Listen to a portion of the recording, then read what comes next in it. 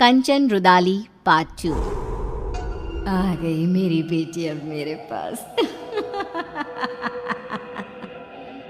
ये कहती हुई अब तक रोती छाती पीटती कंचन जोर जोर से हंसने लग जाती है। मुखाग्नि मैं दूंगी, मैं एक रुदाली आज हंसेगी और तुम सब रोगे।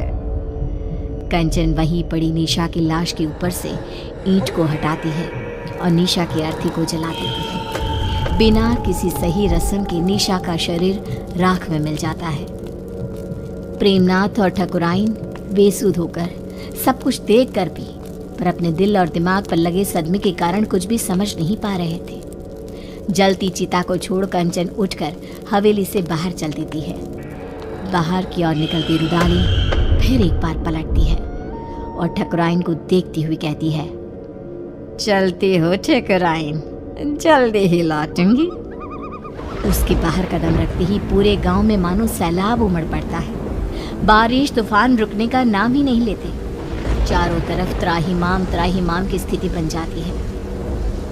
इतनी गर्मी के मौसम में ऐसी बारिश, इसकी हर बूंद ऐसी है मानो किसी अपने के गम में फूट फूट कर रो रही हो। हाँ, तुम सही कहती हो रंभा। और ये सब हुआ भी छोटी ठकुराइन की मौत के बाद। क्या कारण हो सकता है इन सब का? अरे हम सब कब तक घरों में छिप कर बैठे रहेंगे हैं? अरे खेत की फसलें बर्बाद हो रही है सो अलग, ठाकुर साहब को ही जवाब देना होगा कि ये सब क्या है। परेशान होकर सभी गांव वाले तूफानी बारिश में ठाकुर साहब के घर पहुंचते हैं, जहां वो लोग देखते हैं कि ठाकुर साहब की हालत बहुत नाजुक है। कंचन, ये सब कुछ उसी का किया धरा है ना, जाने क्या करके गई है। जैसे ही उसने हवेली से जाते वक्त कहा जल्द ही लौटती हूँ, तब से इनकी तबीयत बिगड़ते ऐसी हो गई है। शहर से कोई डॉक्टर भी आने को राजी नहीं हो रहे। अब कंचन के घर जाना ही एक उपाय दिखता है। तभी ठाकुर साहब जोर जोर से चीखने लग जाते हैं, नहीं, मुझे प्रेत लोग नहीं जाना। अरे ठकुराइन, देखना ये तेरी बेटी को क्या हो गया है। मुझे साथ ले जाएगी ऐसा कह रही है। ये क्या कह रहे हैं आप? यहाँ पर कोई नहीं है। अजी निशा क्यों ले जाएगी आपको? ऐसा कुछ नहीं होगा जी। अरे गट्टू, तू भी आ गया।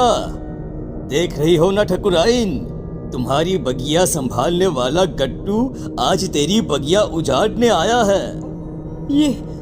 ये तो बहुत बुरा संकेत है ठकुराइन। ठाकुर साहब को सब मरे हुए लोग दिख रहे हैं। अरे जिस दिन हमारी निशा मरी थी उसी रात गट्टू भी मरा था। मरे हुए पति को छोड़ फिर भी कंचन ठाकुर साहब की बेटी को रोने आ गई। अजीब सा नहीं लगा सुनकर? क्या वो रुदाली गट्टू की पत्नी है? ये सब क्यों हो रहा है? इसका जवाब बस वही दे पाएगी। हाँ ठकुराइन, और हमें एक बच्चा होगा, ये सपना भी गट्टू की पत्नी को ही आया था, जबकि हमारे वंश को तो श्राप था, श्राप।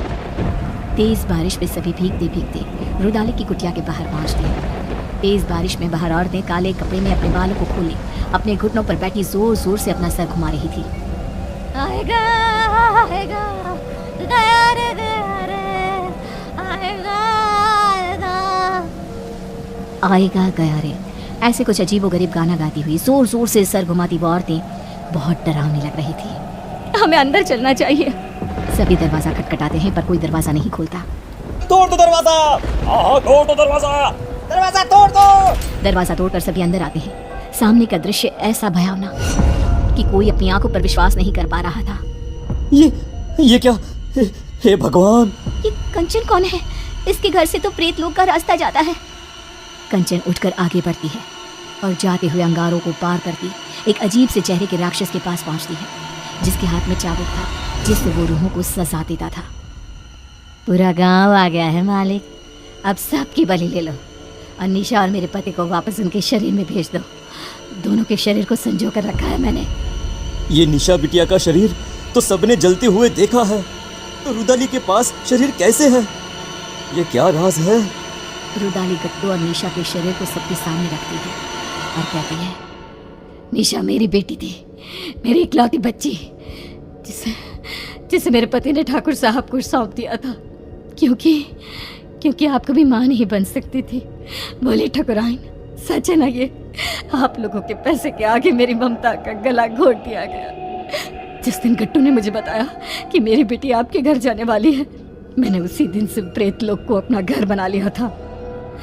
पर मैं तो मां बनी थी, मेरे शरीर में सभी लक्षण थे, ये कैसे हो सकता है?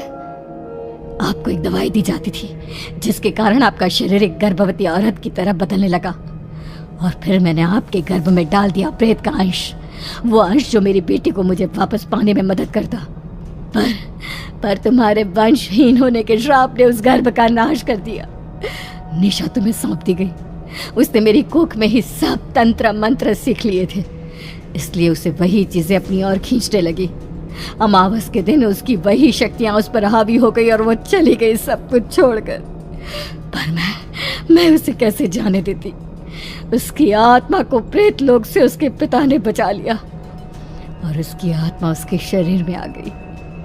पर प्रेत सरकार बहुत क्रोधित हुई, इसीलिए आप सबकी आंखों में धूल झोंक कर मैंने एक पुतले को जलाया, ना कि मेरी बेटी को। अब उसी सरकार की मदद से मैं फिर से अपनी बेटी और पति को पालूंगी और उसके बदले ये पूरा गांव ने सौंप दूंगी। भागो भागो यहाँ से, भागो भागो भागो यहाँ से। हमें भी शरीर दिलवा देना कंचन, इन सब का शरीर तो है ही। हमें भी शरीर दिलवा देना कंचन, इन सब का शरीर तो है ही। आज कितने ही साल बीत गए, गांव अब आत्मा और प्रेतों के नाम से जाना जाता है। इतने मुर्दों में रह गई है जिंदा तो बस कंचन।